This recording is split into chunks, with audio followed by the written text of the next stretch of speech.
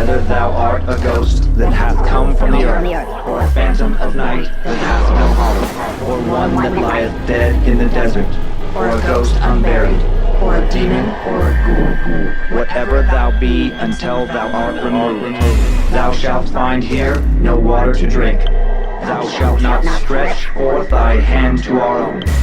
Into our house enter thou not. Through our fence break through thou not. We are protected, though we may be frightened. Our life you may not steal, though we may be scared to death. Welcome to Scared to Death. Merry Christmas, Happy Hanukkah, and Happy Holidays, Creeps, Peepers, Roberts, and Annabelles. Hello, hello, hello. The Christmas elf is here. I'm Dan. This is Lindsay. The Christmas elf. The Christmas elf. And thanks for making us part of your holidays this year. Yeah, hope you guys are holding on. Yeah, and if you're not able to celebrate with friends and family, hop into the Scared to Death Creeps and Peepers private Facebook group. You will find some holiday friends and fellow horror lovers in there. Yes. And we have a big show for you today. My only real announcement is we have no announcements. Wow. Wow. Wow. What fan-submitted horror do you have for us this Christmas Eve, Lindsay Lou? I have 3 tales for us this week. Okay. My first is more of a paranormal question. You'll want to stay to the very end to weigh in on said question. Then my second story is very holiday themed with a creepy gift given at Christmas. It is so disturbing to me. Okay. And then my third and final tale, well, Dan, it's about something I don't think I really know. It's about deer people. Huh. Okay. It's Native American, American Indian in nature. Sounds and Skinwalker adjacent, since deer is a common animal that Skinwalker allegedly morphs in and out of. Yeah, it's a creepy ass story. I will say that. Okay. I have my 2 stories. And, You don't. And the second continues our annual Scared to Death holiday horror tradition. But before I share details for that story, my first story takes us to Brazil. In 2002, did the producers of the second season of Big Brother Brazil capture definitive proof of life after death? What?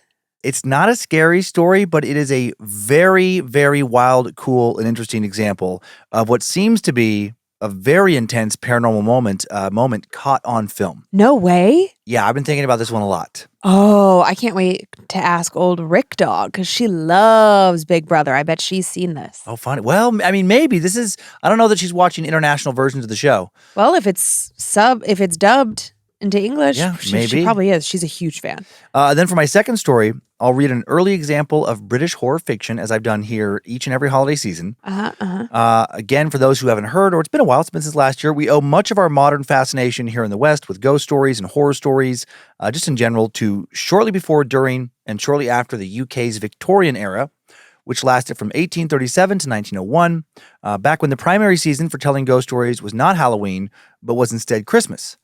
It was in Victorian England, and just during the holidays in general. In Victorian England, that telling supernatural tales at the end of the year, specifically during the Christmas season, transitioned from an oral tradition of telling whatever spooky stories you had memorized to a written tradition of reciting some author's tale of spooks and scares. And the holiday horror tradition transitioned from whatever your grandpa could remember to whatever he could read, in large part due to the development of the steam-powered printing press that made the written word much more widely available. More stories were being printed than ever before, and they were more affordable than ever before. The popularity of Victorian Christmas ghost stories transcended socioeconomic status. They were available to read everywhere, from cheap publications to expensive Christmas annuals that middle-class ladies could show off on their coffee tables. Famed British author Charles Dickens, who wrote A Christmas Carol in 1843, featuring Jacob Marley's visit to Scrooge, also played a huge part in popularizing the genre of horror fiction in England. England's most popular author of the 19th century wrote numerous Christmas novellas, several of which involve ghosts. He also started editing more and more Christmas ghost stories written by other people and working them into various magazines he was printing, and those stories became wildly popular, or a number of them did. Back in the days when these stories were being cheaply printed, but before the advent of radio and TV, the first radio station began broadcasting in the UK in 1922, families would gather around the fireplace on cold, dark, dreary British winter days, and with nights, and with frankly not nearly as many entertainment options at their disposal compared to today, they shared horror stories. And many of the stories they went on to share in the early 20th century were written by the prolific author of dozens and dozens of short supernatural tales, Algernon Blackwood, cited by one source as being among the most prolific ghost story writers in the history of the genre. And today, for our tradition, I will be sharing a spooky story considered by many to be one of Algernon's best, a story called The Kitbag. Think a large suitcase with sides that fasten at the top or open to the full width of the bag, that was first published in the December 1908 issue of Pall Mall magazine, a monthly British literary magazine published between 1893 and 1914. Like the cigarettes? Like Pall Mall cigarettes? I don't know if there's an association there. Okay. I didn't look, but I was like, I also thought, that's an interesting name. Yeah. This story was recommended by Scared to Death fan Beth Way, so thank you, Beth. Thanks, Beth. And with that explanation of our holiday tradition out of the way, I'm ready to tell my first story as soon as you're ready to show me your spoopy socks. Look at these nutcrackers. These fluffy little nutcrackers. Those are very holiday socks. I know very they're much the holiday socks. They're the most holiday. The most holiday that can be fit into a sock is in those socks. So no setup for my first very odd, haunting, in not necessarily a scary way, little story. And so I'm just going to tell it. Time now for the tale of It Happened on TV. The funny thing about reality TV is the way we all pretend it's real. But that's part of the fun, right? The suspension of disbelief, the unspoken agreement collectively made amongst fans to regard the footage as raw, like it's unfiltered and authentic as much as the kind you see in a nature documentary. You can't watch The Bachelor and think, what I'm seeing is a systematic, soulless corporate reproduction of human connection, meticulously orchestrated by production and marketing execs, hell-bent on record-breaking audience ratings so they can get a big fat Christmas bonus. You can't think like that while you're watching. That would suck all the fun out of your viewing experience. It would also make you a not very fun person to watch The Bachelor with. Instead, while your eyes are glued to the screen, you have to maintain this mentality of willing ignorance. You have to turn a blind eye to the unreality of it, the uncanniness of it, in order to feel something when you watch it. To feel happy when your favorite girl gets a rose, sad when she gets kicked off. Then when the episode is over, you can drop the act. You can admit to yourself, you know it's all rehearsed, it's all edited, it's all a sham. But I digress. The point I'm trying to make here is we all know reality TV is bullshit, even though we pretend it's not. We have this collective understanding of the fact that it's fake, but we choose to ignore it for the sake of being entertained. But at the end of the day, at the end of the episode, we know the truth. It's all a lie. But what happens if something very real is captured on camera, but because it's reality TV, everyone thinks it's bullshit? And I don't mean something real as in a real connection or real love captured on some dating show, but something far stranger, something caught by accident, something that shouldn't be real, something terrifying. How do we deal with an impossible, real thing when it's presented to us through a medium we know is fake? Okay, I'll quit with the hypotheticals and get to the point. In 2002, the first season of Big Brother Brazil premiered on Globe TV, and it was an instant success. The show is centered around the same concept as all the other iterations of the reality TV franchise. A group of strangers, referred to as housemates, live together in complete isolation from the outside world in the Big Brother house. Cameras scattered around the house monitor every minute of every day the group spends in close quarters with each other. There is no privacy. They are being watched 24 hours, 7 days a week. The cameras are there to capture all the drama, but in season 2 of the show, they happen to capture something else. Something that many refer to as the most compelling piece of paranormal footage to ever be caught on camera. It was a boiling hot, cloudless summer afternoon in Rio de Janeiro. Cida Moraes, a 39-year-old flight attendant, was lounging in the backyard of the Big Brother house. The rest of the housemates were inside trying to escape the relentless heat. But Cida, I should have said Cida earlier, Cida Moraes, Cida didn't mind the sun, so she donned her black and white striped bikini and stretched out on the grass, soaking in the warmth. In the footage, which I watched myself numerous times on YouTube, she's seen laying on her back, absently chewing on her fingers, looking distracted and far away, almost like she's about to fall asleep. Then suddenly she bolts up, looking frantically from left to right, scanning her surroundings. She looks very displaced, disoriented, like someone just yanked her out of a dream, even though she definitely had not been just sleeping. The video pans to a wider shot of the entire yard. There's no one outside in the yard but her. The pool area is empty. The doors to the house are closed. She looks completely alone. There's no overlay of music in the video, no voiceover from the host, just a dull, persistent drone of static from an old VHS recording. In Portuguese, Sita mutters, "I heard my name," but the audience hears nothing. We just watch as Sita continues desperately, wildly searching for the origin of the sound. She cranes her eyes towards the sky, examines the ground beneath her, stares dumbfounded at the abandoned chairs splayed across the porch, and she finds nothing. Again, she speaks to the emptiness. Where? Who is calling? The audience feels secondhand embarrassment for her. She looks bizarre, disturbed even. The way she's searching all around for something that isn't there, responding to a voice that speaks only to her. Abruptly, she pulls herself to her feet. She starts walking in circles, proclaiming to the emptiness around her, "Where? Who is calling? It's coming from the house?" Her movements are disconcerting. The erratic jerking of her head like it's being wrenched from side to side, the way it swivels on her neck like it's being dislodged from her spine, the features of her face and how they contort and twist with unadulterated confusion. Sita's ominous display comes to an abrupt end when a fellow housemate named Taish appears on the porch and shouts her name. "Was it you who was calling me?" asks Sita, anxiously. "Yeah," responds Taish. Sita breathes a sigh of relief and makes her way over to the porch. "How strange," she explains. "I mistook you for my sister's voice. It sounded exactly like my sister calling me." Later, the cameras catch Thais telling another housemate that she believes Sita is unwell. She explains that she had witnessed Sita earlier that afternoon when out of nowhere, the woman started acting crazy, screaming that someone was calling her name, but no one was. So Thais just said that she wasn't actually calling her name. Later that day, Sita is pulled aside by producers, and they tell her some horrible news. Her beloved sister, Gloria, has died. She had died that very afternoon, about 30 minutes before Sita heard her sister's voice, calling out to her from the beyond. So what happened here?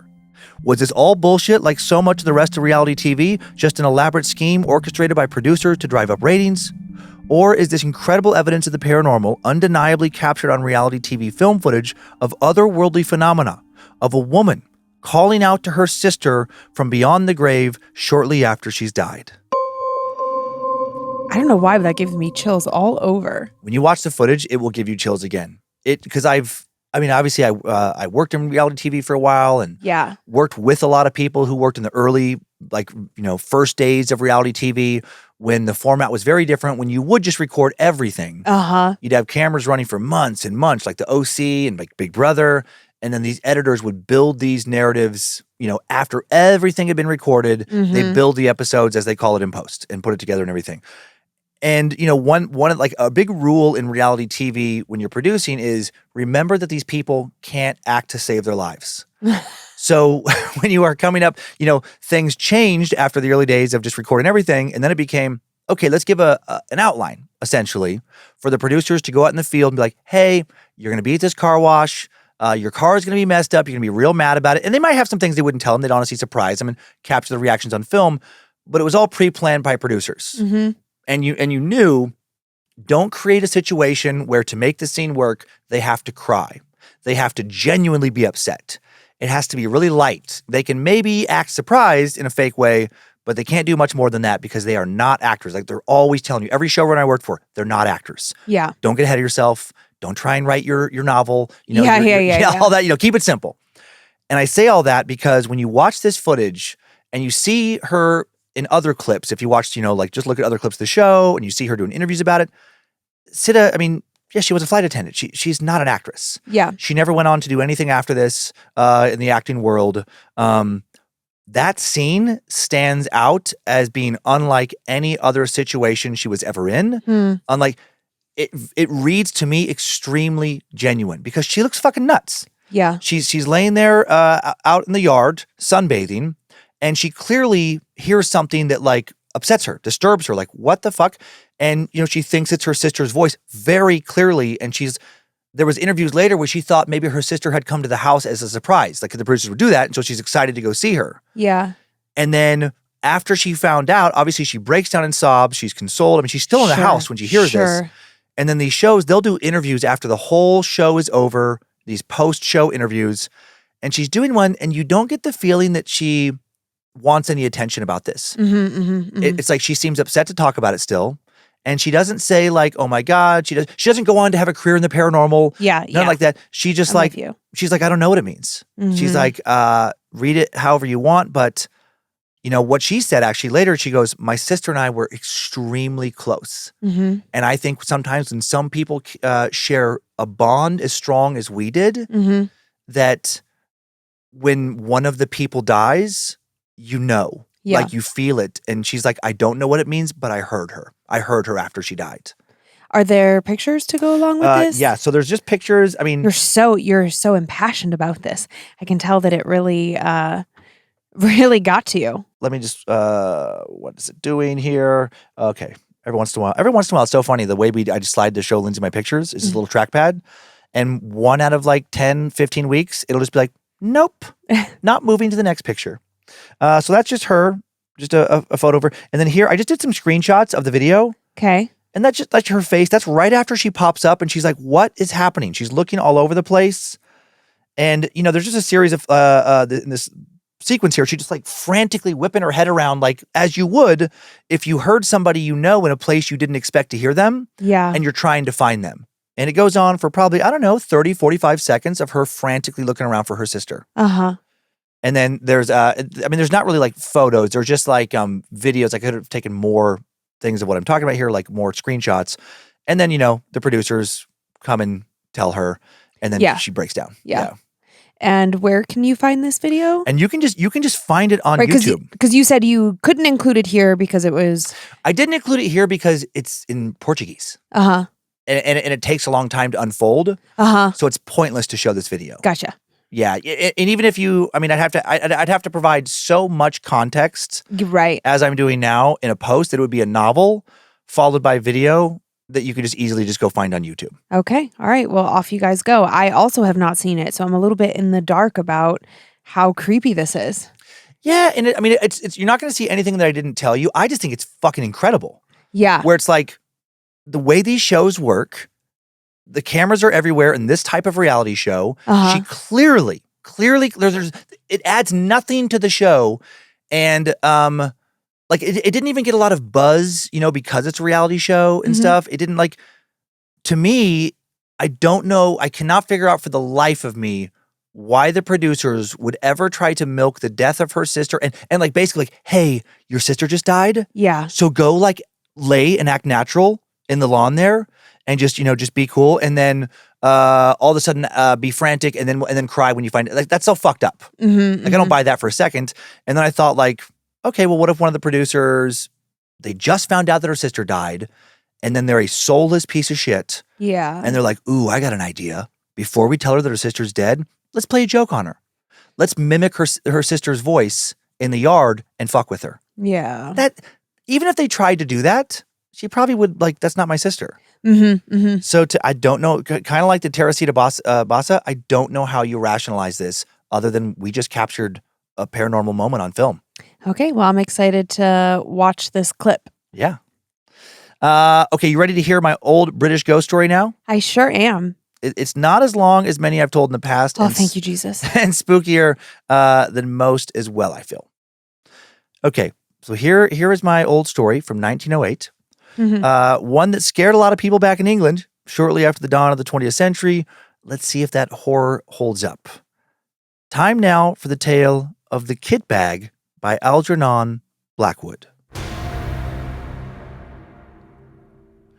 When the words "not guilty" sounded through the crowded courtroom that dark December afternoon, Arthur Wilbraham, the great criminal KC and leader for the triumphant defense, was represented by his junior, but Johnson, his private secretary, carried the verdict across to his chambers like lightning. "It's what we expected, I think," said the barrister without emotion, "and personally, I'm glad the case is over." There was no particular sign of pleasure that his defense of John Turk, the murderer, on a plea of insanity, had been successful, for no doubt he felt, as everybody who had watched the case felt, that no man had ever better deserved the gallows. "I'm glad too," said Johnson. He had sat in the court for 10 days watching the face of the man who had carried out with callous detail one of the most brutal and cold-blooded murders of recent years. The barrister glanced up at his secretary. They were more than employer and employed, for family and other reasons, they were friends. "Ah, I remember. Yes," he said with a kind smile. "And you want to get away for Christmas. You're going to skate and ski in the Alps, aren't you? If I was your age, I'd come with you." Johnson laughed shortly. He was a young man of 26, with a delicate face like a girl's. "I can match the morning boat now," he said, "but that's not the reason I'm glad the trial is over. I'm glad it's over because I've seen the last of that man's dreadful face. It's positively haunted me.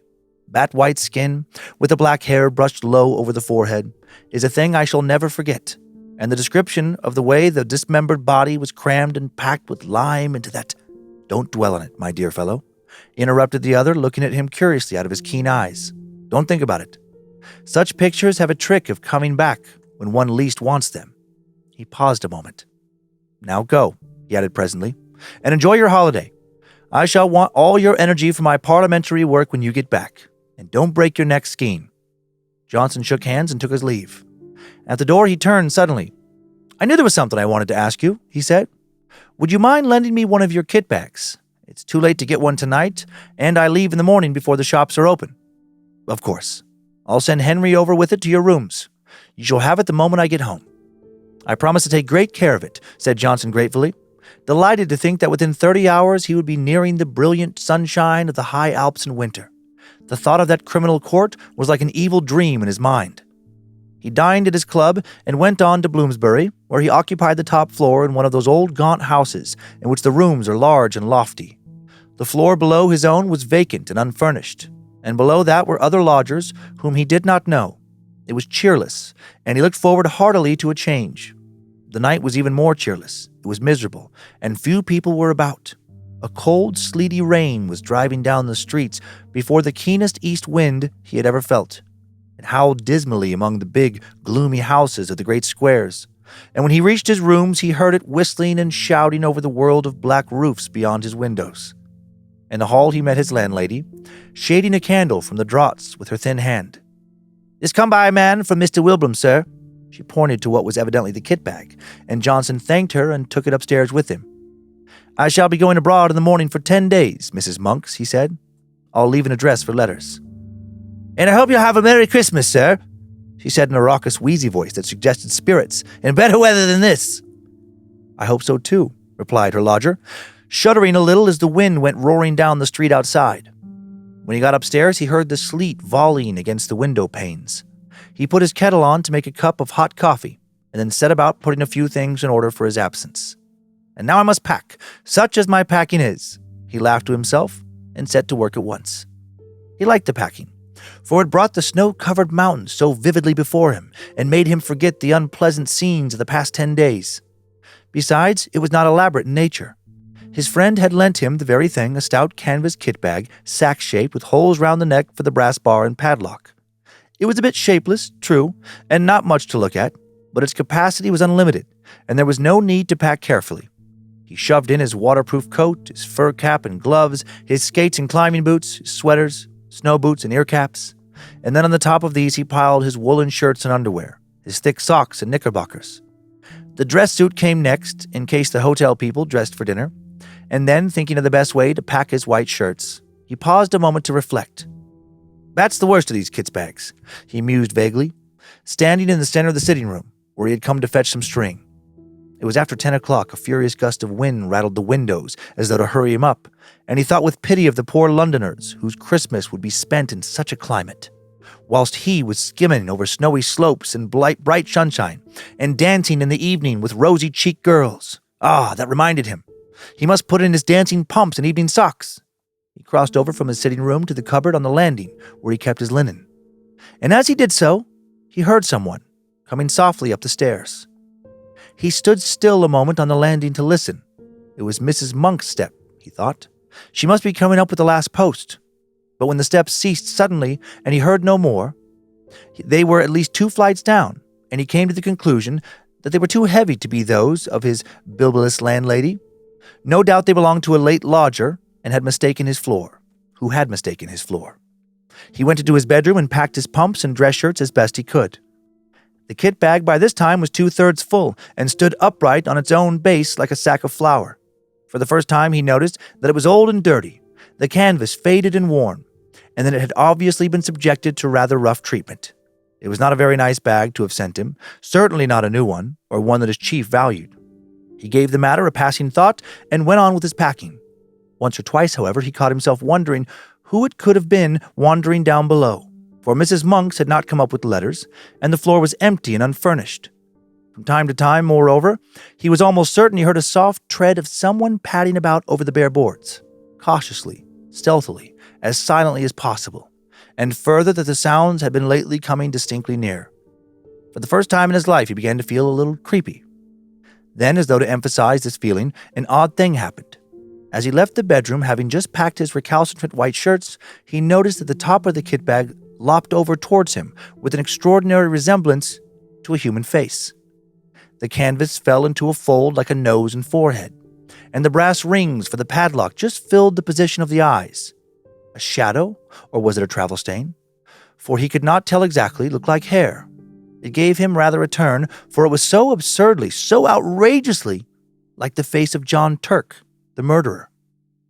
He laughed and went into the front room, where the light was stronger. That horrid case has got on my mind, he thought. I shall be glad of a change of scene and air. In the sitting room, however, he was not pleased to hear again that stealthy tread upon the stairs, and to realize that it was much closer than before, as well as unmistakably real. And this time he got up and went out to see who it could be creeping about on the upper staircase at so late an hour. But the sound ceased. There was no one visible on the stairs. He went to the floor below, not without trepidation, and turned on the electric light to make sure that no one was hiding in the empty rooms of the unoccupied suite. There was not a stick of furniture large enough to hide a dog. Then he called over the banisters to Mrs. Monks, but there was no answer, and his voice echoed down into the dark vault of the house and was lost in the roar of the gale that howled outside. Everyone was in bed and asleep, everyone except himself, and the owner of the soft and stealthy tread. My absurd imagination, I suppose, he thought. It must have been the wind after all, although it seemed so very real and close, he thought. He went back to his packing. It was by this time getting on towards midnight. He drank his coffee up and lit another pipe, the last before turning in. It is difficult to say exactly at what point fear begins, when the causes of that fear are not plainly before the eyes. Impressions gather on the surface of the mind, film by film, as ice gathers upon the surface of still water, but often so lightly that they claim no definite recognition from the consciousness. Then a point is reached where the accumulated impressions become a definite emotion, and the mind realizes that something has happened. With something of a start, Johnson suddenly recognized that he felt nervous, oddly nervous. Also, that for some time past, the causes of this feeling had been gathering slowly in his mind, but that he had only just reached the point where he was forced to acknowledge them. It was a singular and curious malaise that had come over him, and he hardly knew what to make of it. He felt as though he were doing something that was strongly objected to by another person, moreover, who had some right to object. It was a most disturbing and disagreeable feeling, not unlike the persistent promptings of conscience. Almost, in fact, as if he were doing something he knew to be wrong. Yet, though he searched vigorously and honestly in his mind, he could nowhere lay his finger upon the secret of this growing uneasiness. And it perplexed him. More, it distressed and frightened him.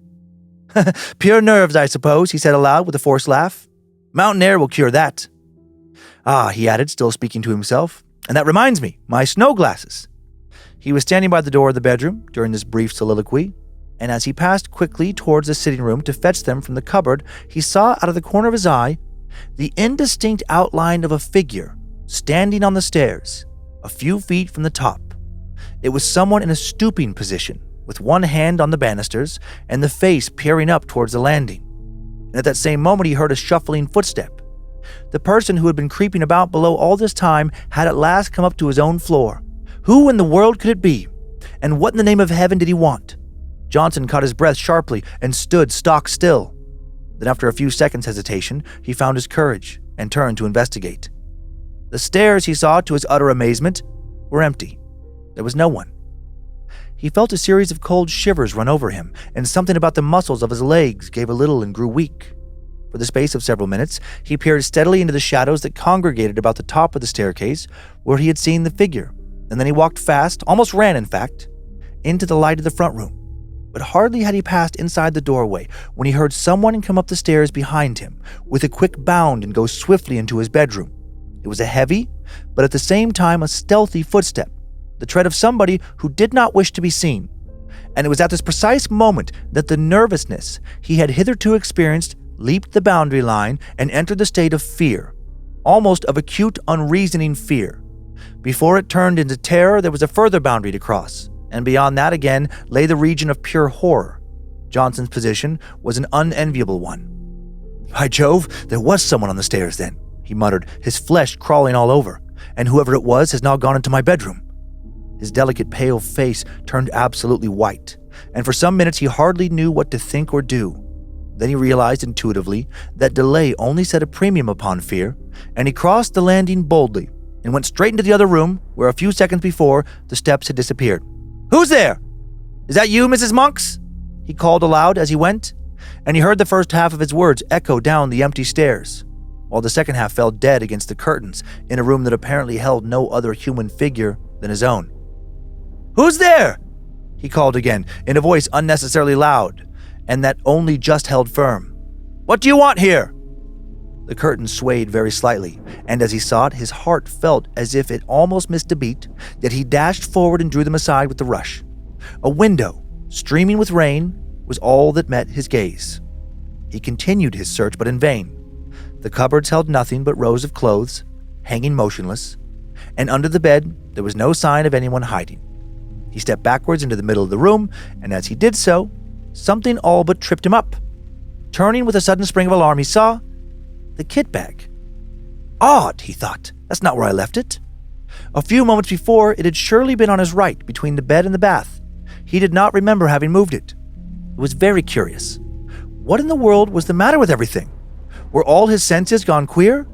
A terrific gust of wind tore at the windows, dashing the sleet against the glass with the force of a small gunshot, and then fled away, howling dismally over the waste of Bloomsbury roofs.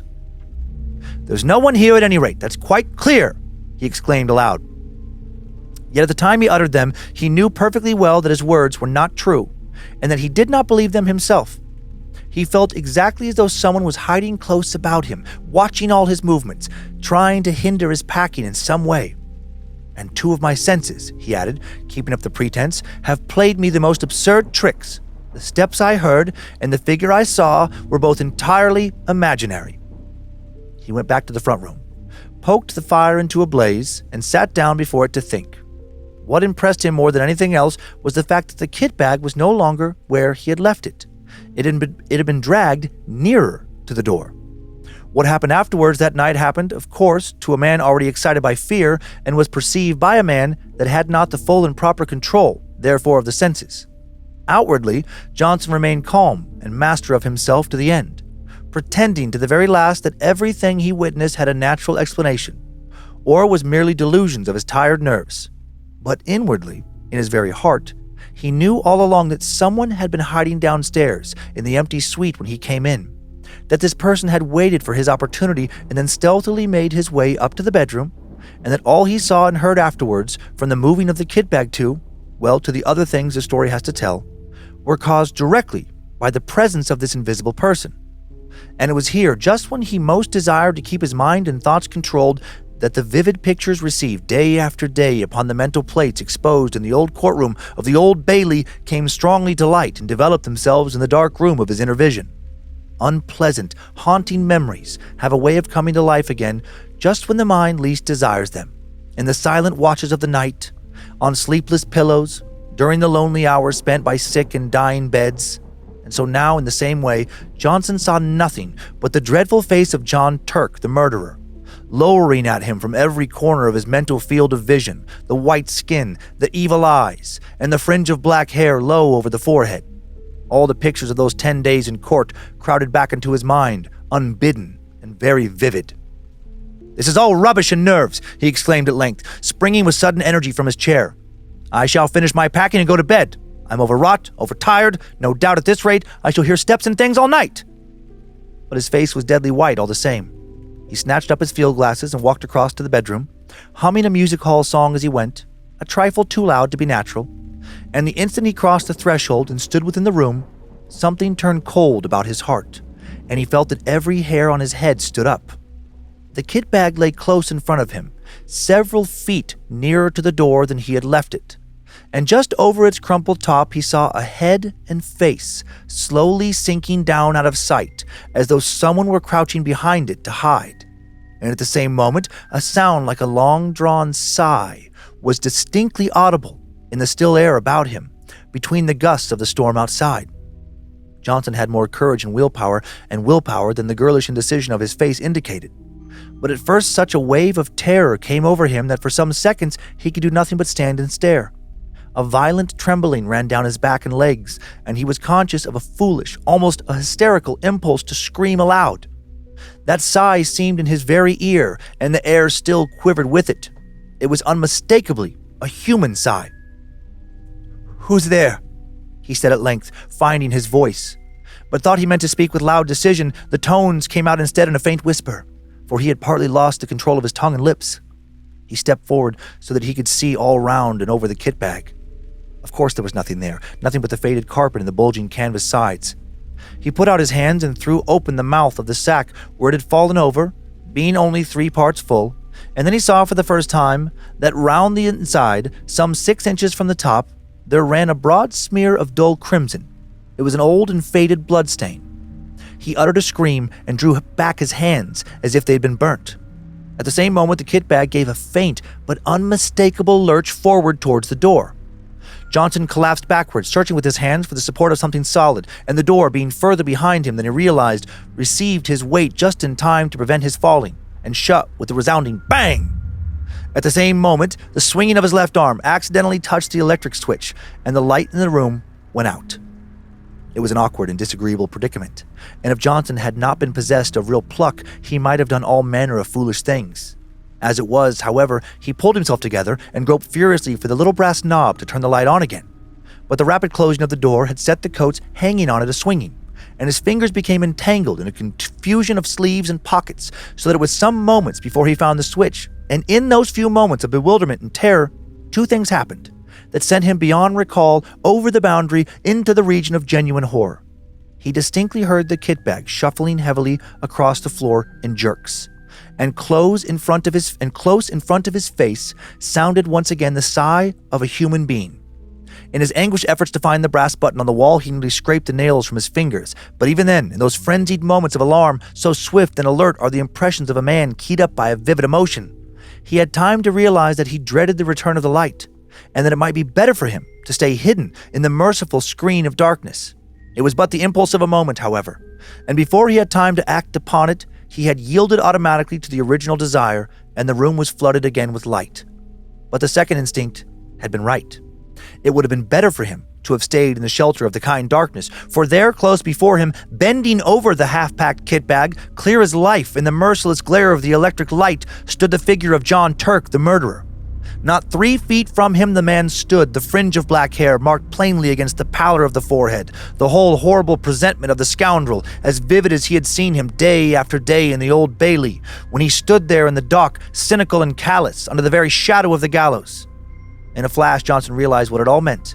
The dirty and much-used bag, the smear of crimson within the top, the dreadful stretched condition of the bulging sides. He remembered how the victim's body had been stuffed into a canvas bag for burial. The ghastly dismembered fragments forced with lime into this very bag, and the bag itself produced as evidence. It all came back to him as clear as day. Very softly and stealthily, his hand groped behind him for the handle of the door. But before he could actually turn it, the very thing that he most of all dreaded came about, and John Turk lifted his devil's face and looked at him. At the same moment, that heavy sigh passed through the air of the room, formulated somehow into words, "It's my bag and I want it." Johnson just remembered clawing the door open, and then falling in a heap upon the floor of the landing, as he tried frantically to make his way into the front room. He remained unconscious for a long time, and it was still dark when he opened his eyes and realized that he was lying, stiff and bruised, on the cold boards. Then the memory of what he had seen rushed back into his mind, and he promptly fainted again. When he woke the second time, the wintry dawn was just beginning to peep in at the windows, painting the stairs a cheerless, dismal gray, and he managed to crawl into the front room and cover himself with an overcoat in the armchair, where at length he fell asleep. A great clamor woke him. He recognized Mrs. Monk's voice, loud and voluble. "What, you ain't been to bed, sir? Are you ill, or has anything happened? And there's an urgent gentleman to see you, though it ain't 7 o'clock yet." "Who is it?" he stammered. "I'm all right, thanks. Fell asleep in my chair, I suppose." "Someone from Mr. Wilbram's. He says he ought to see you quick before you go abroad. I told him." "Show him up, please, at once," said Johnson, whose head was whirling, and his mind was still full of dreadful visions. Mr. Wilbraham's man came in with many apologies and explained briefly and quickly that an absurd mistake had been made and that the wrong kitbag had been sent over the night before. Henry somehow got a hold of the one that came over from the courtroom, and Mr. Wilbraham only discovered it when he saw his own lying in his room and asked why it had not gone to you, the man said. Oh, said Johnson stupidly. And he must have brought you the one from the murder case instead, sir, I'm afraid, the man continued, without the ghost of an expression on his face. The one John Turk packed the dead body in. Mr. Wilbraham's awful upset about it, sir, and told me to come over first thing this morning with the right one as you were leaving by the boat. He pointed to a clean-looking kit bag on the floor which he had just brought. And I was to bring the other one back, sir, he added casually. For some minutes, Johnson could not find his voice. At last, he pointed in the direction of his bedroom. Perhaps you would kindly unpack it for me. Just empty the things out on the floor, he said. The man disappeared into the other room and was gone for 5 minutes. Johnson heard the shifting to and fro of the bag and the rattle of the skates and boots being unpacked. Thank you, sir, the man said, returning with the bag folded over his arm. And can I do anything more to help you, sir? What is it? Asked Johnson, seeing that he still had something he wished to say. The man shuffled and looked mysterious. Beg pardon, sir, but knowing your interest in the Turk case, I thought you'd maybe like to know what happened. Yes? John Turk killed himself last night with poison immediately on getting his release. And he left a note for Mr. Wilbraham saying as he'd be much obliged if they'd have him put away, same as the woman he murdered, in the old kit bag. What time did he do it? Asked Johnson. 10 o'clock last night, sir, the warder says. Oh, man, that was great. Right? For an old story, it's a pretty good one, huh? Yeah. Old stories can be good. Yeah. Yeah. Early one. I think it's, interesting, they didn't use misdirection as much then as it has been used since. So a lot of these, writing techniques were much more novel. So I'm sure that, at the end of that story, that twist, oh man, back in the, the early 1900s, people were like, oh, what? Oh my God, just so shocked. I love thinking about it. Yeah, that was great. That was fun. Yeah, it's a fun one. Here's an early promotional headshot of Algernon Blackwood. Algernon. Do you think they called him Al? I don't know. Yeah, maybe. Algie. Nonners. Nonners. Non-dog. Oh my God. Infamous fame. I don't know why I said infamous. Very famous author, H.P. Lovecraft, would actually cite Algernon as a huge influence. Okay. One of his favorite authors.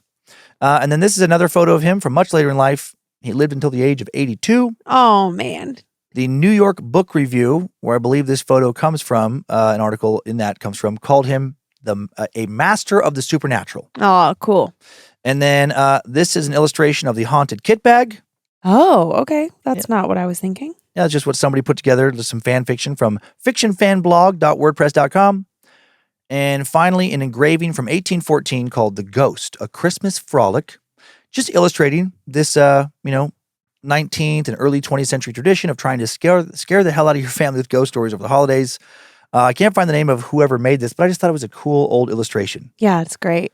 Yep, somebody telling that story there. They brought somebody in with a costume probably at a pivotal moment in the story just to scare the hell out of everybody. They're scrambling up the stairs trying to get out the door.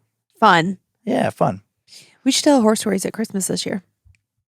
Oh, to my family? Oh, yeah. Yeah, that'd be great. Oh, yeah. I think about the littles. Get Megan's little ones just real amped up and make sure they can't sleep for, peacefully for weeks. Yeah. Good luck. That'll be our gift to Megan. Ah, yes. Good luck, Megs. Yeah, her and Louise can really struggle with those kids. Oh, my gosh. Can you imagine? That'd be such a fucked up thing to do. To to your nieces or nephews, just tell them an outrageously scary story just to scare the shit out of them. And it just fucks with their sleep for just weeks, if not longer. I mean, it's only fun to do if you don't like your brother or sister. Yeah, if you're cool, just really damaging that relationship. Yeah. If you don't like them to begin with, have at it. Yeah. All right. Well, thank you for carrying on that tradition. Yeah. You seem to actually somewhat invested in that story. It was helpful that it wasn't in the stupid voice. I know. I slipped into her accent once or twice at the end. The lady. It was tough, the way they wrote her like a Cockney kind of accent. It's almost hard to read it straight. But other than that, I tried to. I'm used to the Tiny Tim voice. I tried to not get overly theatric. Maybe that'll disappoint some people that I didn't.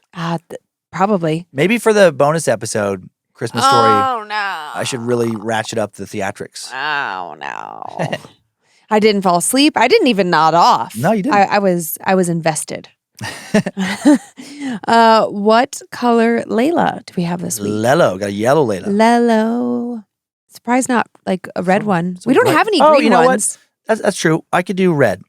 I'll switch. You're going to switch? Mhm. You can have them both if you want. Yeah. You can have ketchup and mustard if you like. I'll do red for the holidays. Okay. All right.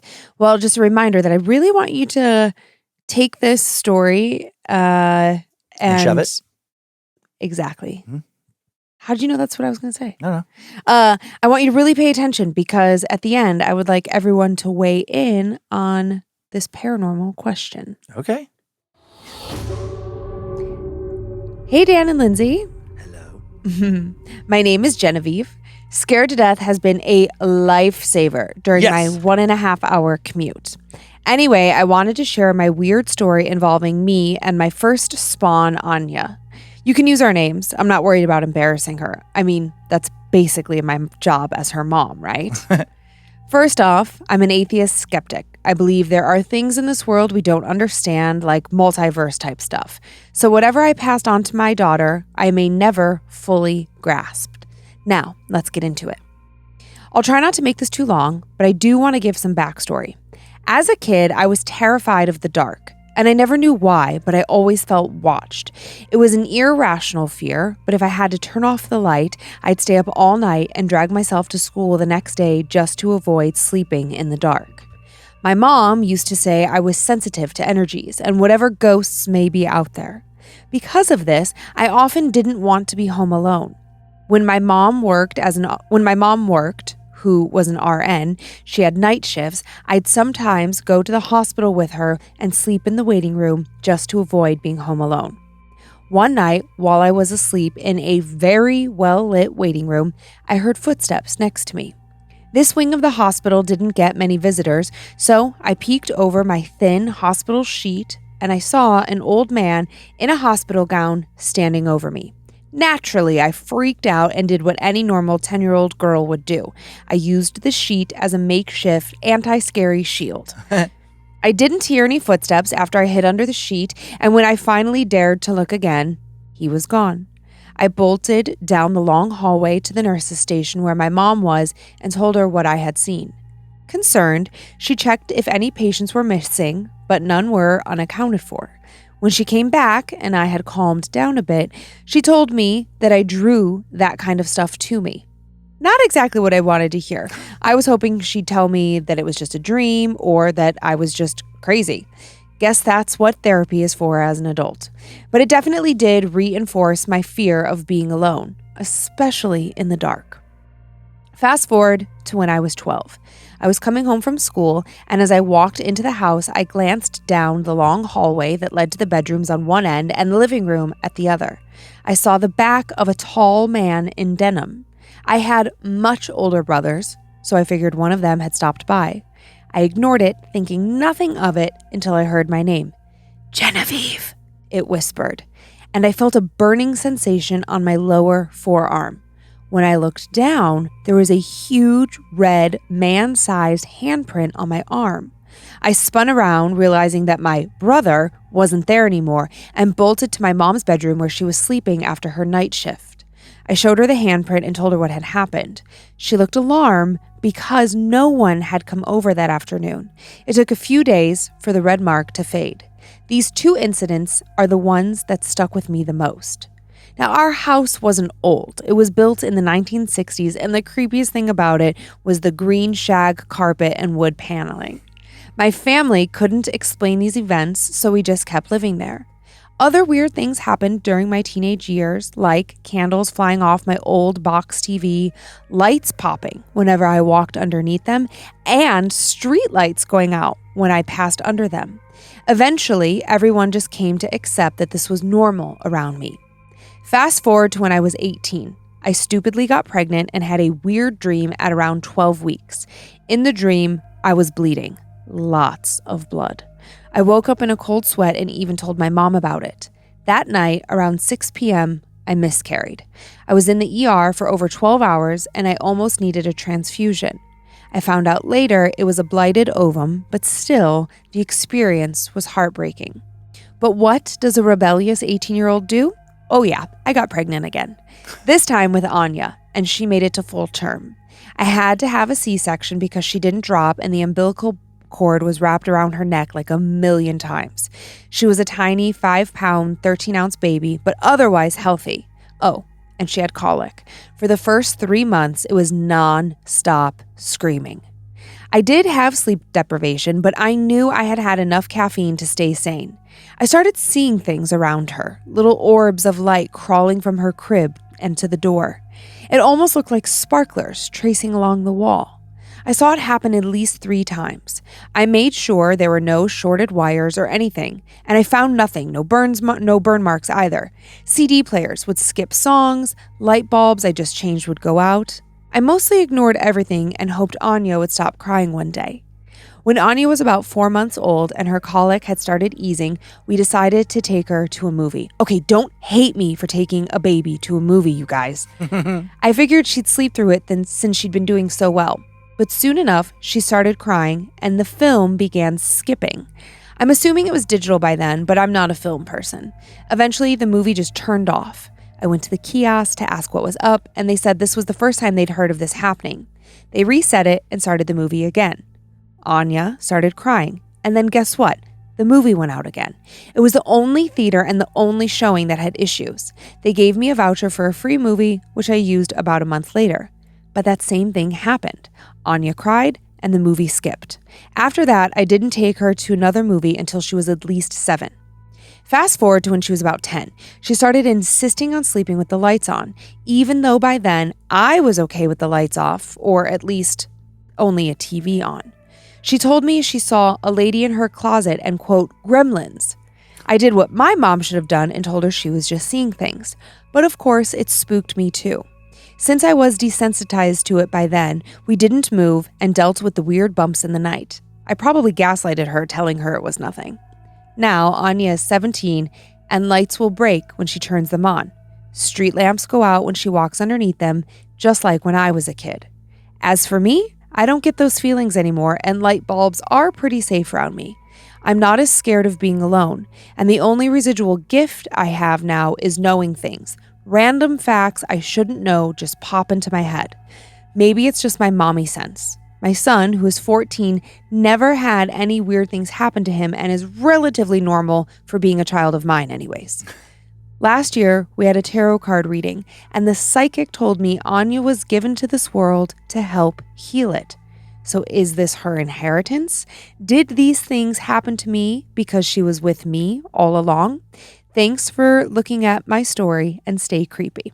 Well, thank you, Genevieve. Yeah, it's odd. Yeah, it is odd where it's like if they're, some people or people of a variety of people have long thought that you can have, oh my God, what are they called? Psychic abilities. Like telekinesis, you could teleport, astral projection, all of these different things are, possible. And they don't necessarily look to like ghosts and notions of God or anything to explain that. They think it might just be science we don't understand yet. Sure. Like, part of the unused portions of our mind or something. But it's interesting here where it's like, okay, if that stuff, if you could have these gifts, if you could have the gift of, I don't know, premonition or anything like that, if it's connected to your brain somehow, in some way, could you then pass it along to your descendants like any other genetic trait? Sure. And I think, I think there is some spiritual connection to all of this stuff if it exists, if it's real, not just science related.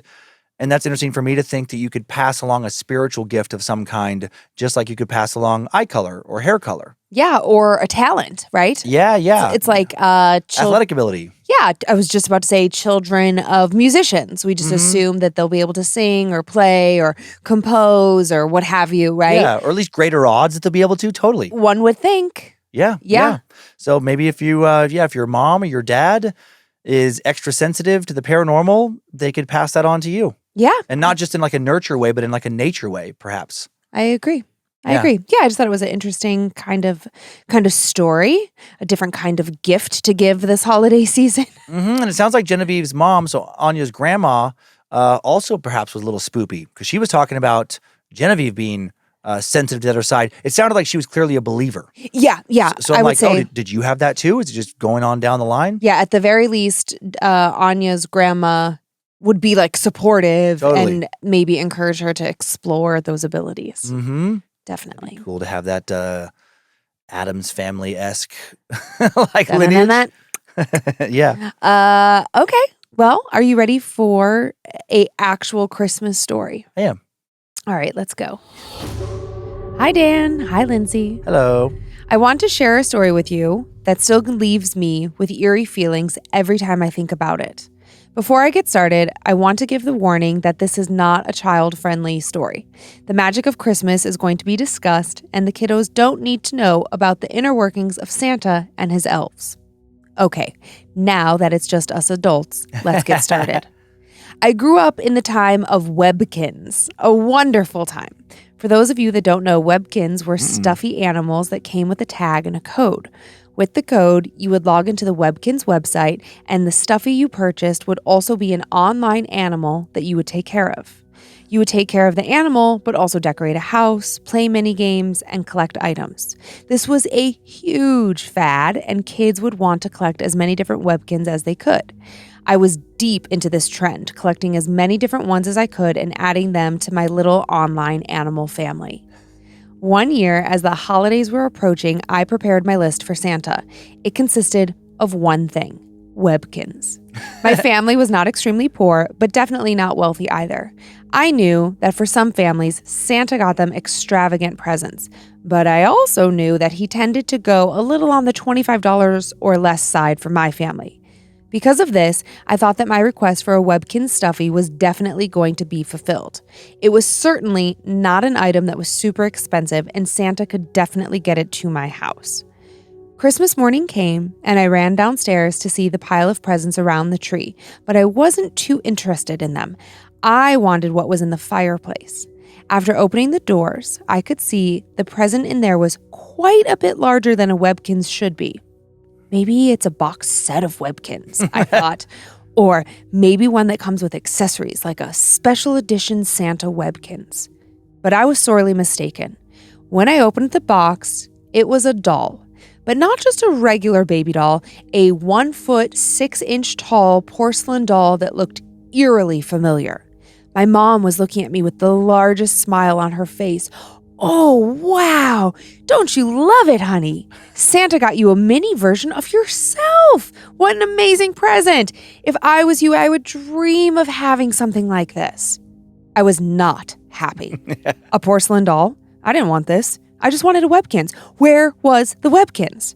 As the good child I was, I tried to seem content, but I couldn't feel anything but disappointment.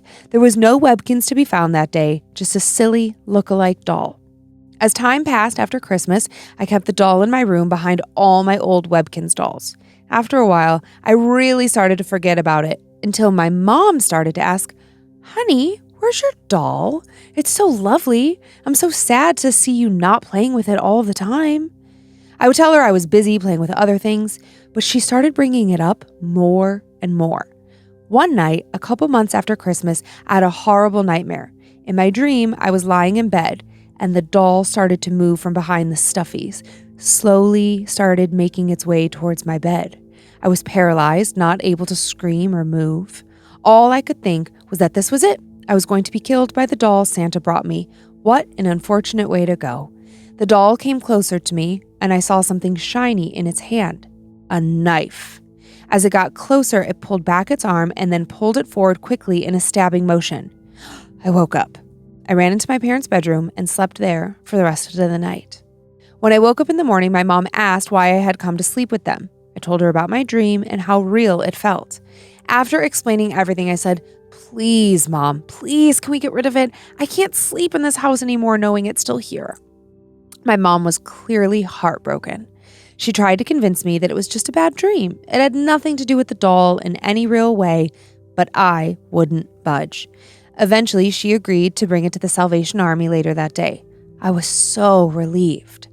I still had nightmares about the doll following that day, but I felt much better knowing that the doll was no longer in the house with me.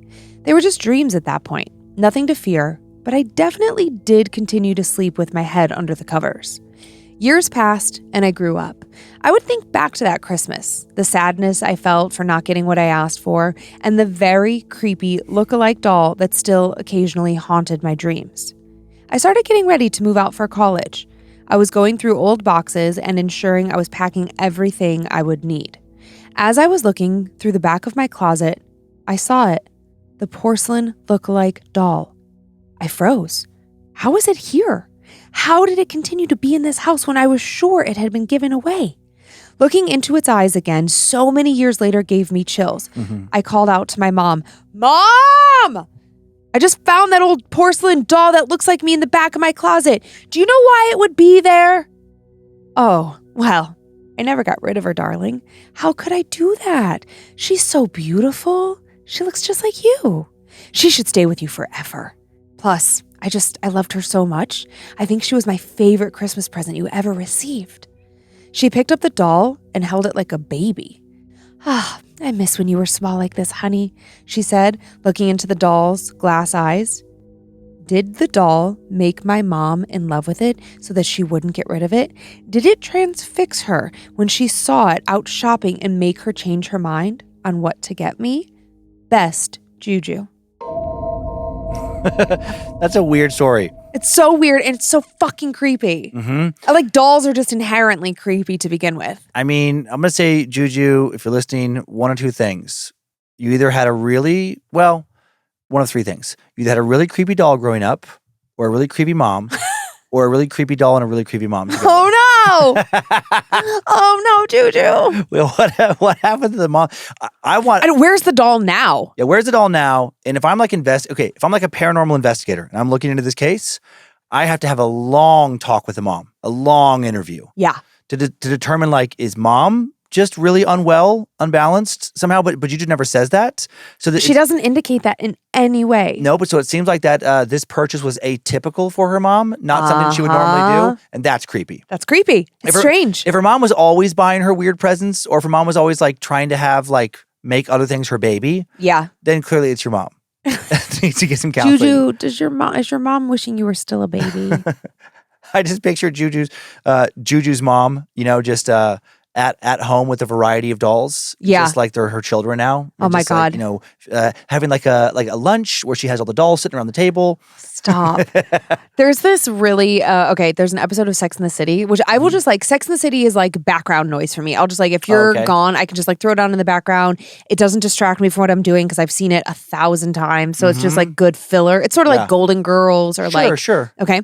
But one of the characters, it's a gay man and he is in a relationship with another man and he finally goes home with the guy and the guy has dolls. Oh my God.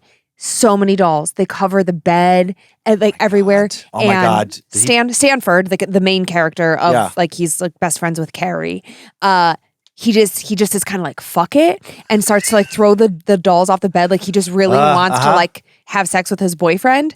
And he breaks one of them. Oh. And does the guy lose it? He loses it. It's such a great scene. It's so funny. Man. And then of adding the layers now to my life of being more invested in the paranormal and working on this show. I'm like, oh man, there could be so much going on with those dolls. But he picks them up and he's like, this is Miss Annabelle. It's not Annabelle, God. But these dolls are so creepy. Man, you'd have to really be into somebody. You'd have to have a lot of other really good qualities for that not to be such an immediate deal breaker. Where you open the door, you're walking in there. They're covered. Dolls are everywhere. I'd be like, oh my gosh, oh man, my stomach. Something's going on with my stomach. I'm so sorry. I have to get out of here. My stomach's killing me. And then just never respond to their phone calls. Oh my gosh. Run away. So ridiculous. Scary. My first job in TV, was on Weeds. And I got to work in the prop department. And so when I see stuff like that, I just think oh God, somebody in props had to go out and buy all those dolls. So many dolls. And then what if one was haunted? Yeah, that story again, just real quick before we move on. That story, I did think it was weird when Juju's mom, when she really wanted her Webkins. And parents generally just why would you, if you're a kid, if all they put on the list is one thing that you can afford, right? Why would you then get something more expensive? Because it sounds like the porcelain doll probably costs more than the Webkin. I would think so. especially if, if it like looked like her. I don't know if it was made to look like her or who knows. And then I did think it was odd just as you're telling the story before, obviously I knew the ending. I was like, that's weird that she got so excited about giving this doll to her kid when her kid clearly didn't want this doll. Yeah. Yeah. That's okay. Very strange. Interesting little story. All right. You ready for one more? Let's do it. All right. Let's go. Hello. Hello and welcome to AOL Movie Phone. Hello. I enjoy your show. Both of you make it more interesting to listen to. All the events here on In are 100% true. Please keep in mind, I've never shared this story with anyone. I'm Native American from the Pine Ridge Indian Reservation in South Dakota. I was born and raised there. I lived there the majority of my life, moving away in 2003 to live with my then girlfriend, now wife. My parents both made their journeys home 5 and 6 years ago, respectively. My grandfather made his journey 16 years ago. It was the winter of 1992, early winter to be exact. We were preparing for Christmas. My family was really big into the holidays, and we celebrated like no one else. My grandfather, an elder Lakota man, traveled between Pine Ridge and Rapid City frequently as he was the chief of our tribe and the former judicial chief judge within our tribe and reservation. He would frequently travel home late at night. This particular night, Grandpa was coming home around 9 p.m.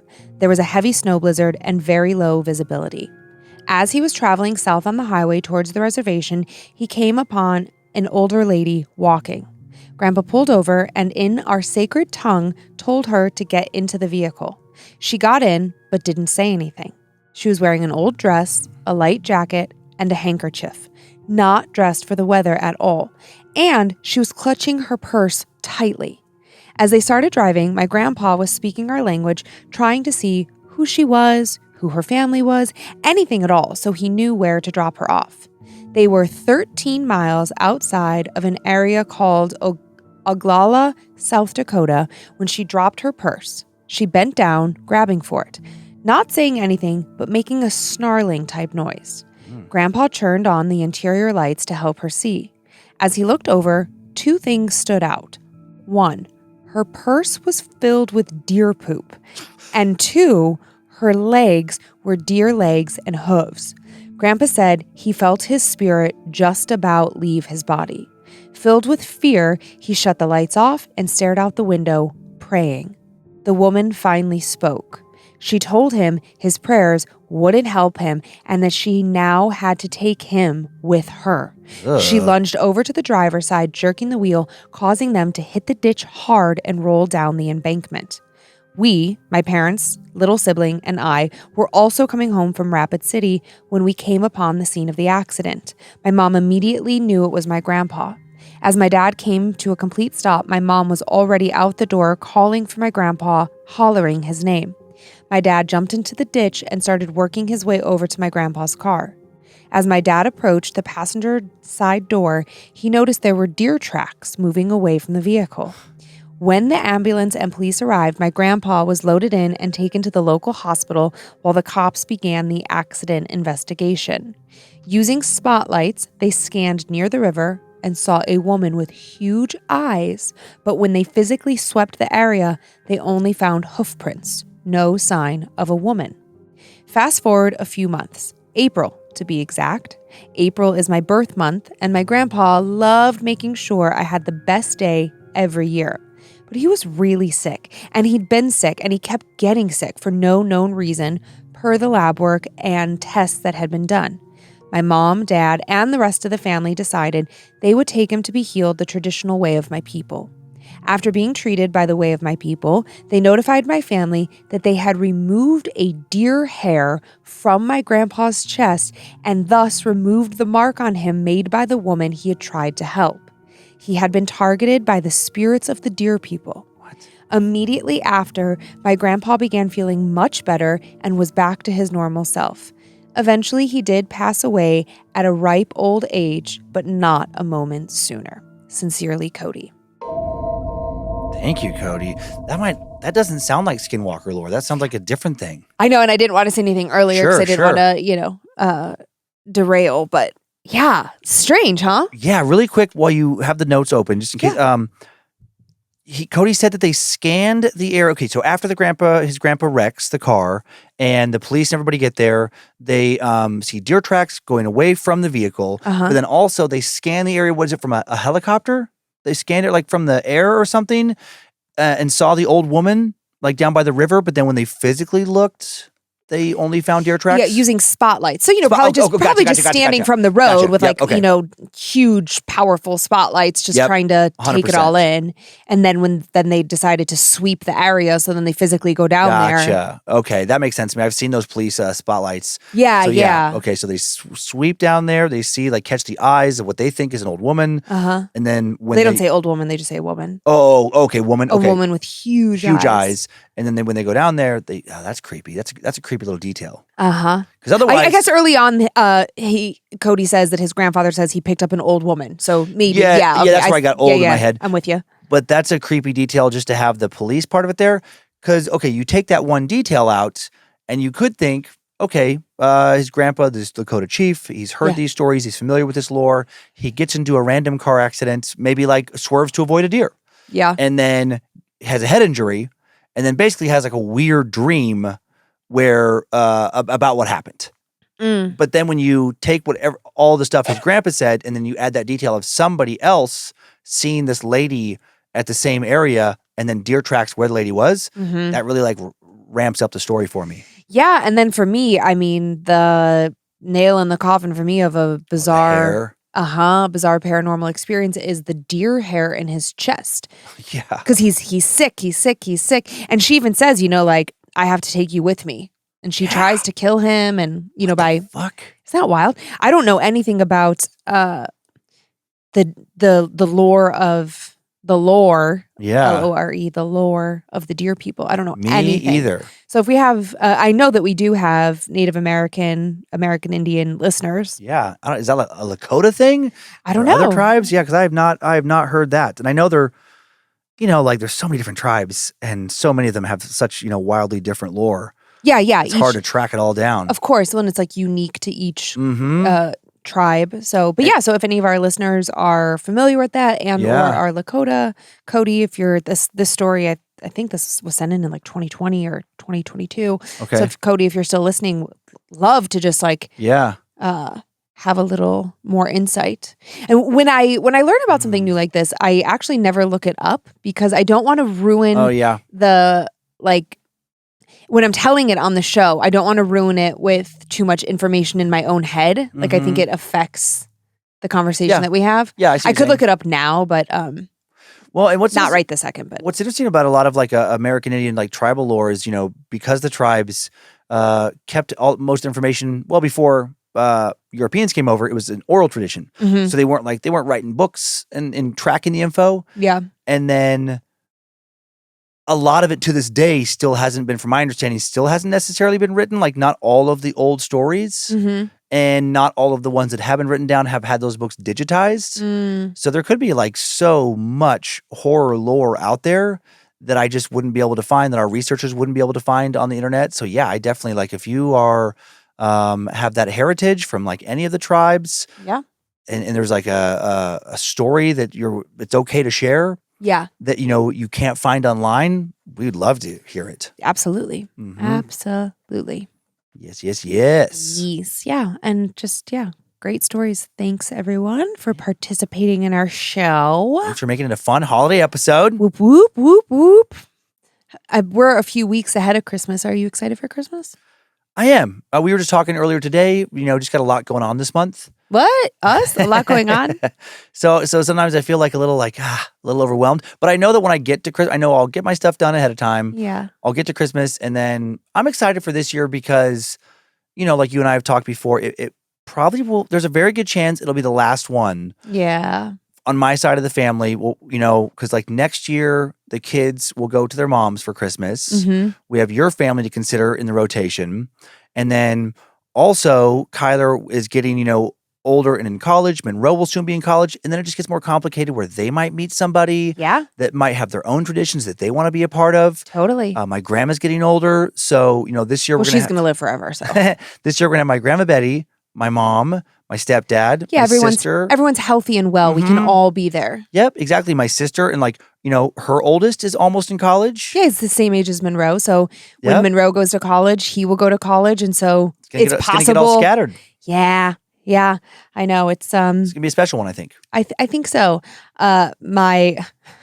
I had my mom make us these hysterical shirts, like most likely to, and they're really funny. Yep. We did a good job. I'm excited for that family photo because I think that it's gonna mark a special moment. I do. I think in my gut, I just feel like it's just going to be a special Christmas, one to really kind of savor.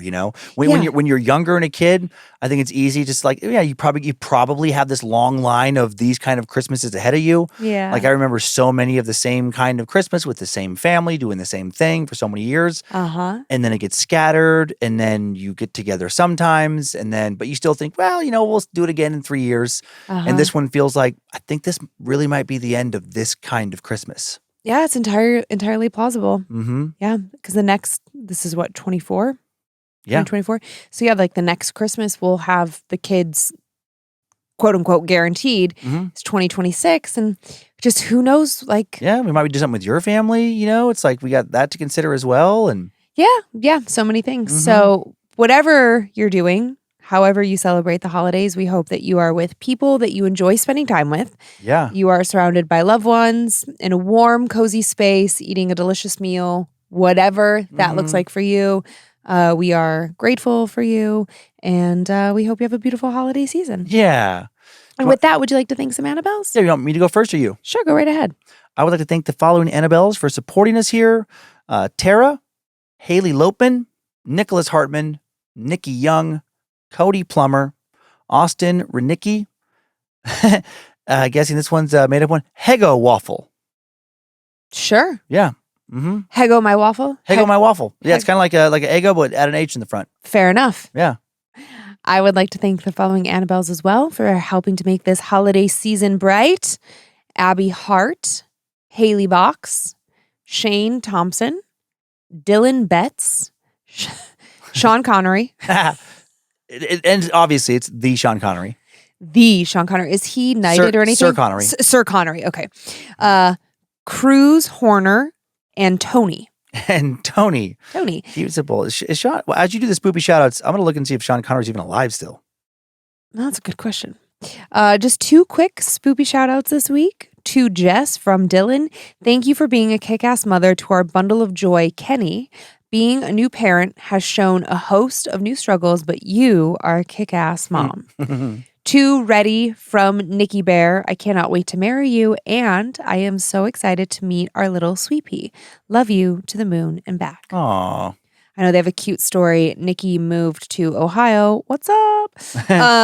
And met Rhett like the day that she moved there, and then it just all kind of happened smoothly and quickly. But she had 2 adopted kids that are in their late teens, early 20s, and didn't think that she could have kids. And guess who's pregnant? Oh, wow. Okay. Big age gap. Yeah. So you're gonna have a lot of built-in babysitting. I don't even think it's a whoopsie because it's just like I don't know, one of life's little mysteries. Sean Connery has been dead for 4 years. Oh shit! So he's like real dead. Yeah, he's real. So if that is that Sean Connery, how cool is that? Well, it's kind of like my story at the beginning. More proof. Unbelievable. Yep. Sean Connery has reached out from beyond the grave to support this show. His estate is paying his monthly Patreon dues. Mm-hmm. He wrote it in his will. He's like, as part of my final wishes. He's listening to bonus content out in the ether. Oh, it's great. Sean, I hope you're enjoying it. Thank you. That's our show. Thanks for continuing to send in your personal tales of terror. So stupid. To my story at Sean Connery. Okay. Yes. Let's do the thank yous in that voice. Thank you for continuing to send in your personal tales of terror to my story at scaredtodeathpodcast.com. Is that Sean Connery? I don't know. Or is I was trying to do it quickly. Ian McKellen? You can email us for everything else at info@scaredtodeathpodcast.com. I don't know. He has a kind of a gobbled mouth, perhaps. Thanks to Logan Keith for scoring today's show. Thanks to Heather Rylander organizing my story emails. To book editor Drew Atana, polishing and preparing listener stories for book number 6. You're so funny. Thank you to Molly Box for finding the first story I told this week, for finding Beth Way for finding the second. To be clear, I have no idea what Sean Connery sounds like. I can't even conjure his voice in my head right now. We're on on Facebook and Instagram, where we post pics of the company episodes and more. At Scared to Death Podcast for that. We also have a private Facebook group, Creeps and Peepers, full of fellow horror lovers. Big thank you to the All-Seeing Eyes, the Creeps and Peepers moderators who have been making that page go all year long, so many years now. Keeping it there for the holidays. Enjoy your nightmares, Creeps and Peepers. Merry Christmas, Happy Hanukkah, Happy Holidays. I hope you were scared to death. Bye. If spirits threaten me in this place, fight water by water and fire by fire. Banish their souls into nothingness and remove their powers until the last trace. Let these evil beings flee through time and space. Evil may pass through, but has no home here within, scared to death.